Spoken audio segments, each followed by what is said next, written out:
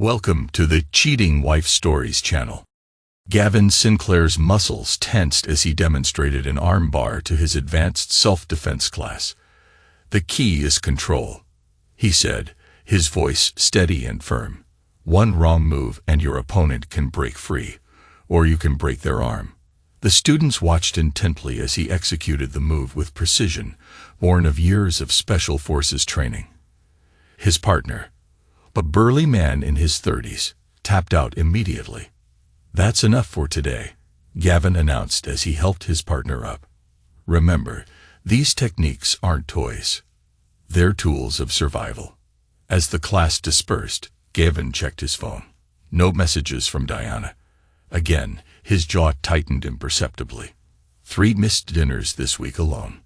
He tucked the phone away and began cleaning up the gym equipment. "Dad." Isabella's voice echoed through the gym. His daughter bounded in, her university backpack slung over one shoulder. Her presence lightened the weight in his chest. "Shouldn't you be studying?" he asked, pulling her into a quick hug. "Taking a break. Besides, I wanted to see the famous ghost in action." She grinned, using his old military nickname. Gavin's expression softened. "That was a lifetime ago. Tell me about Afghanistan again. The mission where you saved that entire village." "Another time," he replied, his tone leaving no room for argument. Some memories were better left buried. At home, Gavin found Diana in their bedroom, focused on her phone. She barely glanced up as he entered. "Julian thinks we can expand to 3 new locations by next quarter," she said, her fingers flying over the screen. The numbers look promising. Gavin's gut tightened at the mention of Julian Cross. Something about Diana's childhood friend had always set off his internal alarms. "You missed dinner again," he said. "Work runs late sometimes," Diana replied, still not looking up. "You understand, don't you?" The question hung in the air between them. Diana finally met his gaze, her expression unreadable. "What's that supposed to mean?" she asked. "Nothing," Gavin replied as he turned away and headed for the shower. He had learned in combat that timing was everything. This wasn't the moment to push. Later that evening, Rory Anderson's voice crackled through Gavin's phone. "Beer? You sound like you need one." Gavin glanced at Diana's empty spot on the couch. She had left an hour ago, muttering something about inventory. "Your shop in 20, Rory continued. Rory's automotive repair shop smelled of oil and metal, a familiar comfort to Gavin. They sat on worn chairs with cold beers in hand. "Spill it," Rory said, wiping grease from his hands. "You've got that look." "What look?" Gavin asked. "The one you had before that utterly ridiculous fiasco." Rory took a long pull from his beer. "Something's eating at you." Gavin stared at his bottle. "Diana's different, distant, always with her phone. Always with Julian. That slippery fellow's been hanging around her shop a lot lately. My cousin works across the street. He sees him there almost daily." Gavin's grip tightened on his beer. "She says it's business. Franchise plans. And you believe that?" "I believe everyone shows their true colors eventually." Gavin's voice carried the cold edge that had earned him his nickname. Rory shifted uncomfortably. "Just don't do anything rash. Remember what happened to Martinez when he accused his wife without proof." "I'm not Martinez." Gavin stood, his movements controlled. "And I never act without proof." At home later, Gavin found Isabella in the kitchen, her books spread across the counter. She looked up, concern etched on her face. "Mom's still out," she said quietly. "Dad, I need to tell you something," she began, but before she could continue, the front door opened. Diana walked in, her designer purse clutched close, and startled upon seeing them both. "Oh, I didn't expect anyone to be up," she said, smoothing her hair. Gavin noticed a slight smudge on her lipstick. His military training kicked in as he cataloged the details. The way she held her purse, the faint scent of unfamiliar cologne. "Working late again?" he asked in a neutral tone. "Julian and I finally closed the deal on the new location," Diana said, moving toward the stairs. "I'm exhausted. Don't wait up." As she disappeared upstairs, Gavin turned to Isabella. "What were you going to tell me?" Isabella hesitated, then shook her head. "Nothing important, just stressed about finals." Gavin watched his daughter gather her books, recognizing the lie, but choosing not to press. He had taught her well. Timing was everything. In bed that night, Gavin lay awake, listening to Diana's measured breathing beside him. His mind replayed countless missions, times when his patience and precision had meant the difference between life and death. He had earned his nickname by becoming a ghost, invisible until the moment he struck. If Diana and Julian were plotting something, they'd learned that old habits died hard. The next morning, Gavin received a text from Rory. "Need to talk. It's about Julian." "On my way," Gavin replied, his expression unchanging as he grabbed his keys. Diana called out from the kitchen. "Early class today." "Something like that," he answered, closing the door behind him. In his truck, Gavin's phone buzzed again. A message from Isabella. "Dad, please come home early tonight. Important." He started the engine, his mind already mapping out scenarios and contingencies. Years of combat had taught him to trust his instincts, and right now, they were screaming that his family's peaceful facade was about to shatter. As he pulled away from the house, Gavin caught a glimpse of Diana through the window, phone pressed to her ear, gesturing animatedly. His hands tightened on the steering wheel. She wasn't the only one who could keep secrets. Rory's house pulsed with laughter and music. Gavin sat on the back porch, nursing his second beer, half listening to stories about problem customers at the repair shop. His phone sat silent on the table. No messages from Diana or Isabella. "Man, you should have seen this guy's face when I told him the transmission was shot." Rory chuckled, gesturing with his bottle, and launched into a tale about how his cousin's friend's brother could fix it for half the price. Gavin nodded absently, his attention drawn to a text notification that finally lit up his screen. An unknown number. He opened it. "Mr. Sinclair, Heritage Hospital. Your daughter Isabella was just admitted to emergency care." The bottle slipped from his hand, shattering on the deck. Rory jumped. "Gavin, what's wrong?" "Isabella," Gavin replied, already moving, keys in hand. Heritage Hospital. The drive blurred past as his military training took over, controlling his breathing and keeping his mind sharp despite the fear clawing at his chest. He took dangerous corners with muscle memory from combat driving courses guiding his every move. At the hospital, he strode to the desk. "Isabella Sinclair?" the nurse asked, startled by his intensity. "Room 342, she replied. But Gavin was already gone, taking the stairs in haste. He found the room and pushed through the door to see Isabella lying pale against white sheets, bruises darkening her face. A doctor was checking monitors nearby. "Dad," Isabella whispered, her voice tight with pain. "What happened?" Gavin demanded as he moved to her side. His hands hovered over her, afraid to touch and cause more pain. The doctor cleared his throat. "Miss Sinclair suffered multiple injuries consistent with a fall downstairs, a concussion, 3 broken ribs, and a fractured wrist." Gavin's voice turned deadly quiet. "Tell me." Tears welled in Isabella's eyes. "I came home early from university. I overheard Mom and Uncle Julian in the kitchen. They were talking about your accident, the one they were planning." Gavin's world narrowed. "Continue." "I started recording on my phone, but those men saw me. Big guys I'd never seen before. They came after me. I tried to run. They pushed me down the stairs. They took your phone." "Dad," Isabella cried, grabbing his hand. "Mom and Julian.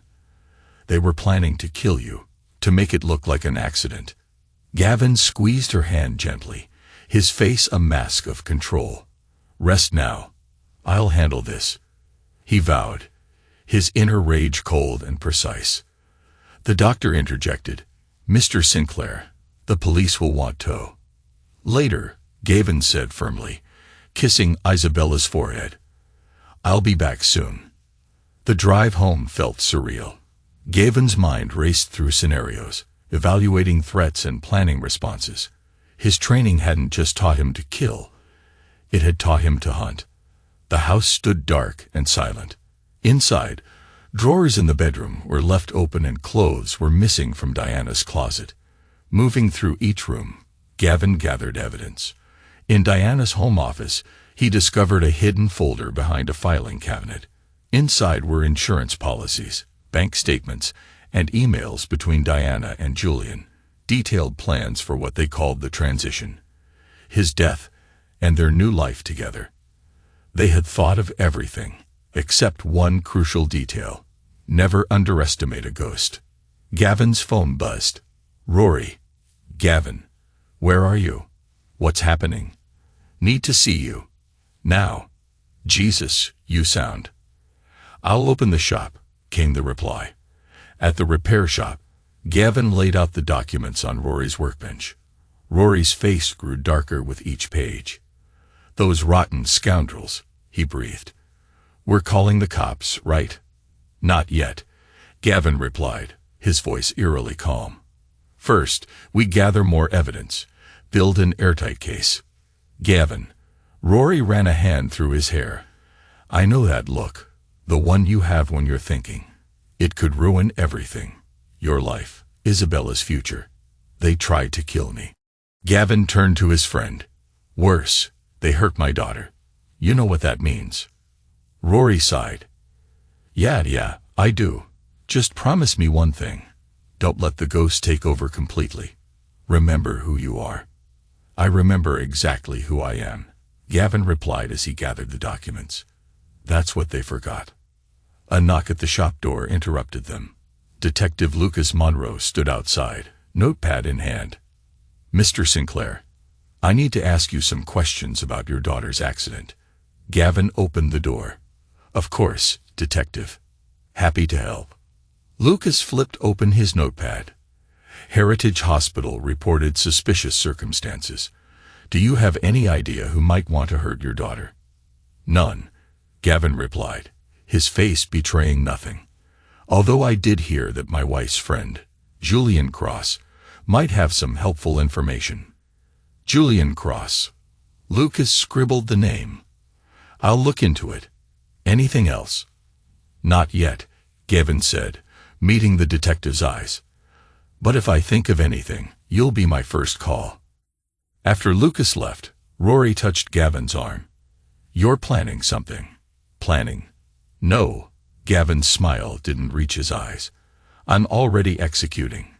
Back at the hospital, Gavin found Clara Baxter, his neighbor, sitting with Isabella. Clara jumped up when he entered. Oh, Gavin, I came as soon as I heard. Those strange cars I've been seeing at your house. I should have said something sooner. Strange cars. Black SUVs with tinted windows, showing up about 2 weeks ago, always late at night. Gavin nodded. Another piece of the puzzle. Thank you, Clara. Would you mind staying with Isabella a bit longer? I have some business to handle. Isabella caught his hand as he turned to leave.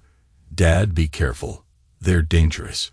So am I, he replied, squeezing her hand. In the hospital parking lot, Gavin made 2 calls, first to his bank to freeze joint accounts, then to an old military contact. Remember that favor you owe me. Time to collect. He started his truck, checking his mirrors out of habit. In the reflection, he caught a glimpse of his own cold, focused, determined face. Diana and Julian had awakened something they didn't understand. Soon, they'd learn why enemies and allies alike had feared the ghost. Rory's plan worked perfectly. Dennis Hart's car peeled away from his surveillance position the moment the fake tip about Gavin's state crossing plans hit his phone. Now, Gavin crouched in the woods surrounding the celestial cabin, watching guard patterns through his tactical scope. 8 men, armed with automatic weapons, patrolled the perimeter. They were professional, with military-grade equipment, not common thugs like Quentin Doyle. These were trained killers. Gavin touched his radio. "Rory, you copy?" he whispered. "Here," came the reply. "Dennis took the bait. He's heading to the interstate checkpoint." "Good. Keep monitoring police channels. If anyone gets suspicious, I'll warn you. Just try not to kill anyone." Gavin didn't reply further. Death wasn't his goal, but he wouldn't hesitate if necessary. His time in Afghanistan had taught him that mercy could be a liability. The first guard fell to a chokehold, dragged silently into the bushes. The second dropped from a precise strike to the throat before he could radio for help. Gavin moved like smoke between the trees, each takedown swift and silent. Inside his mind, a familiar coldness spread. The ghost wasn't just a nickname. It was a state of being. No emotion, no hesitation, only the mission. A guard by the back door reached for his radio. Gavin's knife found the pressure point in his shoulder. The man crumpled without a sound. "Status check. Sector 3. Crackled a voice on the fallen guard's radio. Gavin keyed the radio, perfectly mimicking the guard's gruff tone. "Sector 3 clear." More guards fell in quick succession, each takedown precise, each body hidden. The last two guards stood by the front door, alert but unaware that their backup had vanished. A rock thrown from the woods drew their attention. As they turned, Gavin struck. One guard's head met the wall. The other tasted his own radio. Inside the cabin, voices argued. Julian's cultured tone had taken on a hysterical edge. "This is your fault. If you handled Gavin properly, it's my fault." Diana's voice cracked. "You promised this would be clean. Now my daughter's in the hospital. Our daughter won't matter if Gavin finds us. You know what he's capable of. You said he was weak, broken." Gavin's voice cut through the darkness. "Let's test that theory." Julian fired his remaining bullets at the sound.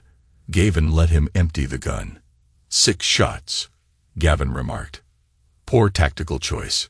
Click, click. The sound of Julian's empty gun mocked him. Now, Gavin stepped into the dim light. "About that theory."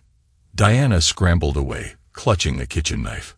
Julian backed against a wall, his confident facade shattered. "Gavin, please," Diana begged. "Julian forced me. Save your lies." Gavin's voice was arctic cold. "I'm not here to listen. What do you want?" Julian tried to sound brave. "What do I want?" Gavin advanced slowly. "I want my daughter to walk without pain. I want the last 15 years of my life back. I want to erase the memory of my wife plotting my death." His hand shot out, disarming Diana before she could raise the knife. The blade clattered away. "But since I can't have those things, I'll settle for watching you destroy each other." On cue, another charge detonated. In the flash, Julian and Diana saw Gavin's face, and knew true fear. The ghost had come to collect. "Gavin, please. I can explain everything," Diana pleaded, her mascara tracing dark lines down her cheeks. "Explain." Gavin's voice cut like a blade. "Explain plotting my death, or explain having our daughter attacked." Julian edged toward the door. Gavin's hand shot out, gripping Julian's throat. "Sit down." Gavin propelled him onto the couch. "You're going to want to hear this." From his pocket, Gavin pulled out his phone. Isabella's voice filled the cabin. "They pushed me down the stairs. Mom. Your men. Did you know they would do that? Did you tell them to hurt me?" Diana's hands shook. "I never meant. Play your victim act for someone else." Gavin pocketed the phone. "I've seen the emails, the insurance forms, the payments to Quentin Doyle. It was Julian's idea." "Really?" Julian sneered. "Who suggested using my military history to make it look like PTSD? Who knew my route to work? The best place to stage the accident." Diana lunged at Julian, nails raking his face. "You promised me no one would get hurt." Gavin watched them fight, his expression carved from stone. Julian shoved Diana away. She stumbled, grabbing a heavy lamp. "You ruined everything." Diana swung the lamp. Julian ducked. Crazy woman. Julian spat. I gave you an out from your cold, broken soldier, Gavin said. The courthouse steps teemed with reporters as Gavin strode past them, flanked by Rory and Isabella. Inside, the courtroom hushed as they entered. Diana sat with her lawyer, Elena Voss, wearing a modest blue dress that screamed innocent victim. Julian occupied the other defense table, his usual swagger replaced by careful composure. All rise, called the bailiff. Gavin watched the proceedings with cold focus as the prosecutor, Sarah Martins, approached the podium. Ladies and gentlemen of the jury, Martinez began, this case isn't about love gone wrong. It's about calculated murder for profit, about a mother who chose greed over her own daughter's safety. Elena Voss's opening painted a different picture. Diana Sinclair lived in fear. Fear of a husband trained to kill. Fear of Julian Cross's threats. Fear that kept her silent until now. Gavin's hands clenched under the table. Isabella touched his arm. She's lying, Isabella whispered. We all know she's lying. The prosecution's case unfolded methodically. Financial records showed Diana had increased Gavin's life insurance 6 months before the planned accident. Email trails revealed her coordinating with Julian, planning routes and timings. Quentin Doyle testified first, his confidence shattered. Mrs. Sinclair gave us the security codes, told us when to expect the daughter home. Julian said to make it look like an accident, but she knew everything. Elena Voss's cross-examination turned aggressive. Did Mr. Sinclair threaten you? Force this testimony? No. Quentin's voice shook. He didn't have to. The truth's bad enough. Detective Lucas Monroe then took the stand. The evidence was overwhelming.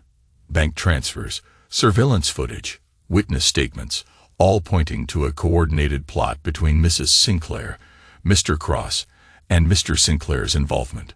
Voss pressed. Your military background, your violent confrontations, any father would fight to protect his child. The difference is, Monroe replied, he did it legally, gathered evidence and reported crimes. The defendants chose violence first. During breaks, Dennis Hart hovered near reporters, spinning tales of Gavin's supposed instability, but his claims fell flat against the mountain of evidence. Then came Isabella's testimony. Tell us about that night, Martins guided. Isabella's voice remained steady. I came home early from university and heard Mom and Julian in the kitchen planning Dad's accident. When I tried to record them, her hand touched my healed ribs. Their men found me. And your mother's reaction to your injuries? Martins asked. She ran, and she ran with the man who ordered the attack. Voss tried deflecting. Your father's military service, did it frighten you? His capacity for violence. The only violence in our home came from Mom's choices, Isabella declared, her conviction silencing the courtroom. Dad taught me that strength means protecting family. She taught me betrayal. Gavin's testimony followed. Sitting ramrod straight, his responses were measured. Mr. Sinclair, Martinez began, walk us through your discovery of the plot. My daughter's recording revealed their plans. Searching our home, I found documents detailing my proposed accident, insurance policies, route maps, timeline calculations. Elena Voss attacked during cross-examination. Your military record shows multiple incidents of extreme force. Weren't you simply waiting for an excuse to unleash that violence? No excuse needed, Gavin replied firmly. I followed the law, gathered evidence, protected my daughter. The defendants chose murder and cowardice. Julian's testimony then unraveled their remaining defense. Trying to save himself, he detailed Diana's eager participation. The insurance was her idea, he insisted. She knew my schedule, habits, weaknesses. She said my death would solve everything. Diana's facade cracked. You promised me freedom. Said we'd be together. Order, thundered the judge's gavel. Rory testified about finding Gavin the night of Isabella's attack. He could have hunted them down, but instead he called the police and gathered proof. Clara Baxter described the suspicious vehicles and late-night meetings. Each witness added weight to the prosecution's case. In closing arguments, Martinez laid out the chain of evidence. The defendants planned murder for money. When caught, they attacked an innocent girl. Their guilt is beyond question. Elena Voss tried salvaging Diana's defense, a woman trapped between dangerous men, forced to choose survival. Survival. Martinez countered. She chose greed over her daughter's life, murder over honesty. There's no defense for that betrayal. As the jury retired, Gavin sat stoically. Reporters clamored for comments, but he remained silent. His vengeance would come through justice, not headlines. Isabella hugged him tightly. Whatever happens, we won. They can't hurt us anymore. Gavin watched as Diana was led back into custody. She tried catching his eye with silent pleading, but he turned away. The woman he had loved was gone, replaced by a stranger who had chosen betrayal. The ghost had brought them to justice. Now the law would finish what betrayal had started. Guilty on all counts, the jury foreman's words rang through the courtroom. Diana collapsed against her lawyer, Elena Voss, while Julian stared blankly ahead. Gavin sat unmoved, his face a mask of stone. The judge's voice cut through the chaos. Defendants will now rise for sentencing. Julian received 20 years for conspiracy to commit murder, assault, and fraud. Diana, despite her lawyer's pleas, got 15 years with no chance of early parole. Outside the courthouse, Leonard Crane faced his own mob of reporters.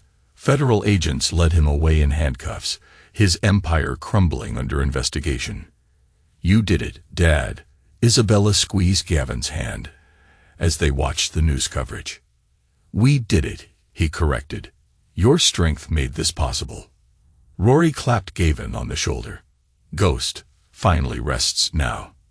"Not yet," Gavin replied as he checked his phone. Another message from the therapy center read, "Some battles take longer to win." The therapist, Dr. Adrian Cortez, specialized in military PTSD and trauma. Gavin had resisted initially, but Isabella's pleas had swayed him. "You fought for me," she had said. "Now fight for yourself." In his first session, Gavin sat rigid, evaluating exits and threats out of habit.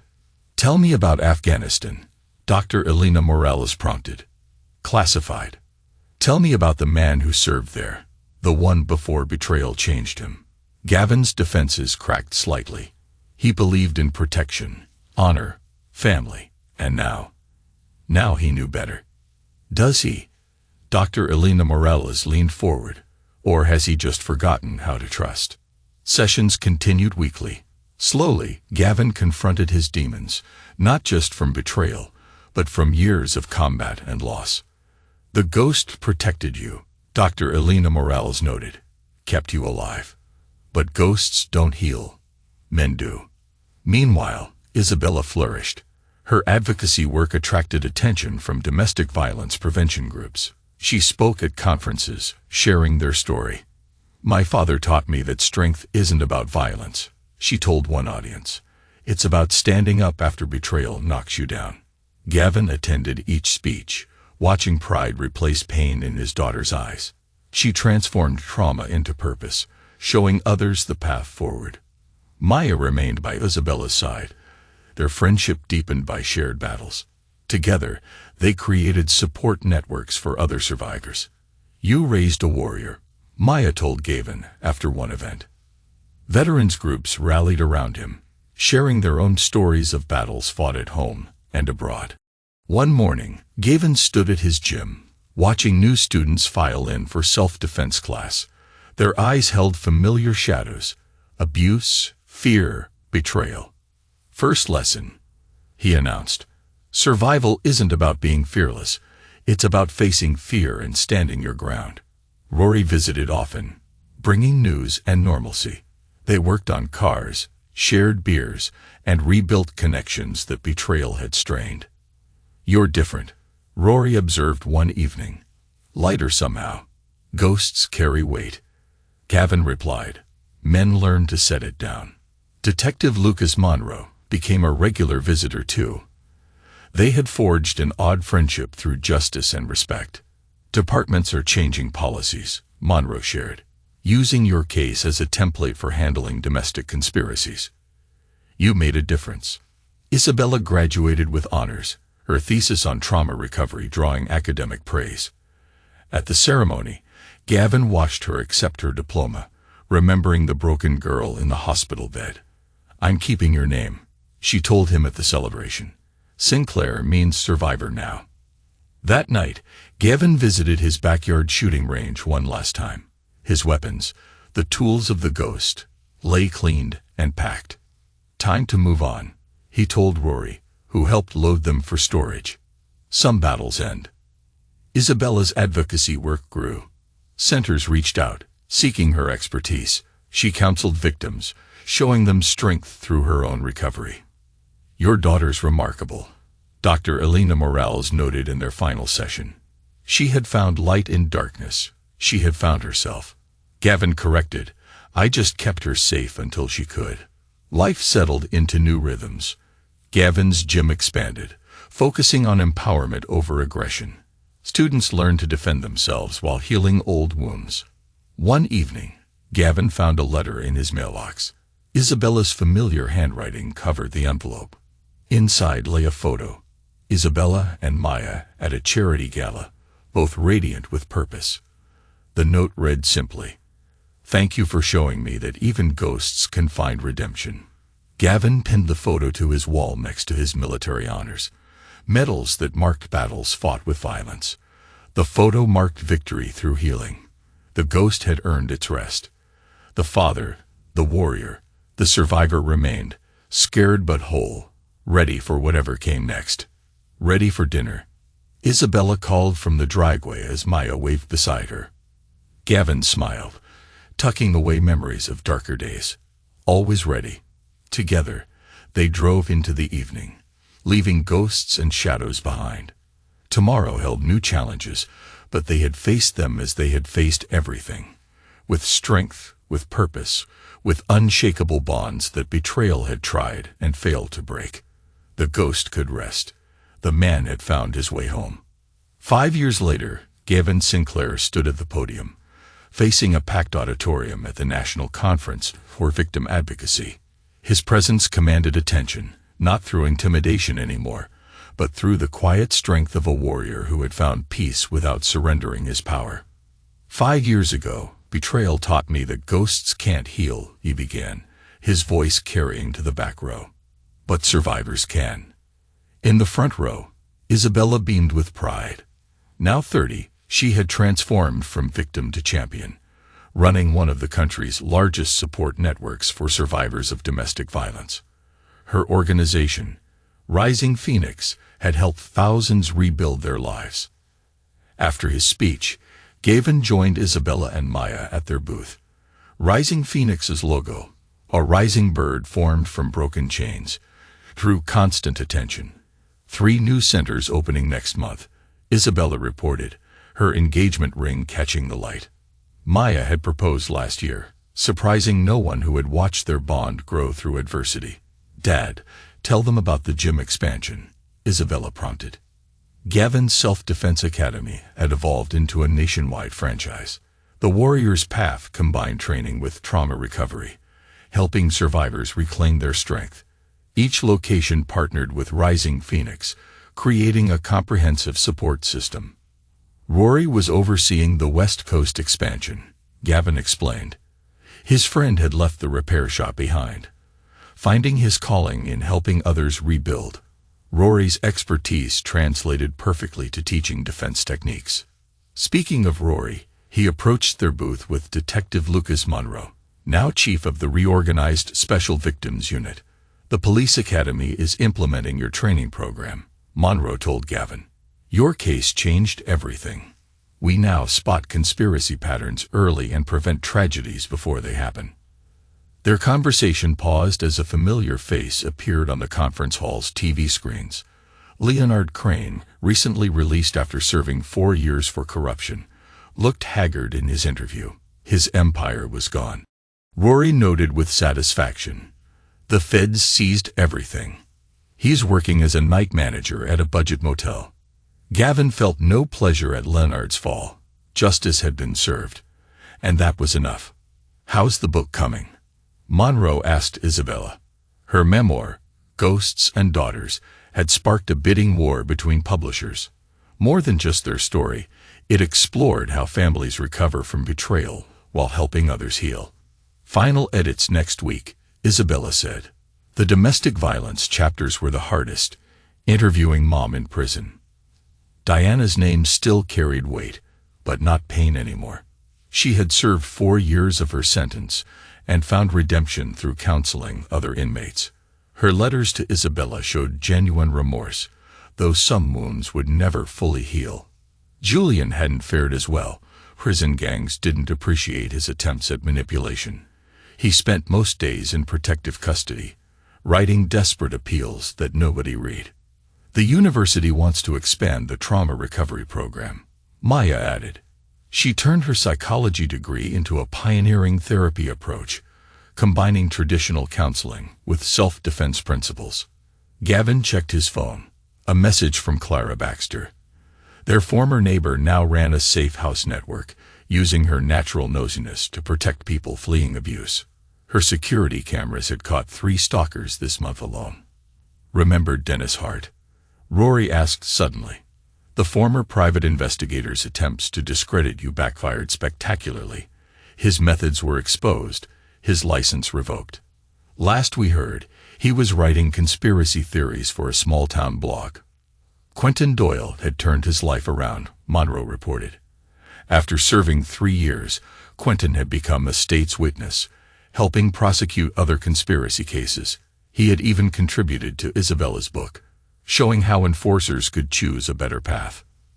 Fiona Gallagher, Julian's former secretary, followed a similar road. Her testimony had helped convict Leonard Crane, and she now worked as a paralegal specializing in domestic violence cases. The conference center buzzed with activity as more survivors arrived. Each face held a story. Each story held hope. Gavin watched them gather, remembering his own journey from vengeance to healing. His phone buzzed again. Dr. Elena Morales was checking in.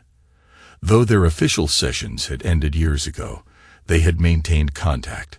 She had helped him understand that strength meant more than power, that healing didn't mean weakness. Your next class is here. Isabella nodded toward a group of women entering the self-defense demonstration area. They moved uncertainly, carrying the familiar weight of trauma. Ready to show them? Rory asked. Gavin stepped forward, radiating calm confidence. First lesson. Survival isn't about being fearless. It's about facing fear and standing your ground. Later that evening, Gavin hosted a dinner at his home. The dining room filled with voices. Isabella and Maya discussing wedding plans, Rory arguing sports with Monroe, and Clara sharing surveillance techniques with Dr. Elena Morales. Remember that first hospital night? Isabella asked quietly as they cleaned up. When you promised to protect me. Always will, Gavin replied. But you taught me to protect myself too, to help others do the same. Through the window, Gavin spotted a young woman leaving one of his evening classes. Her walk showed new confidence, her head held high instead of hunched. Another ghost learning to live again.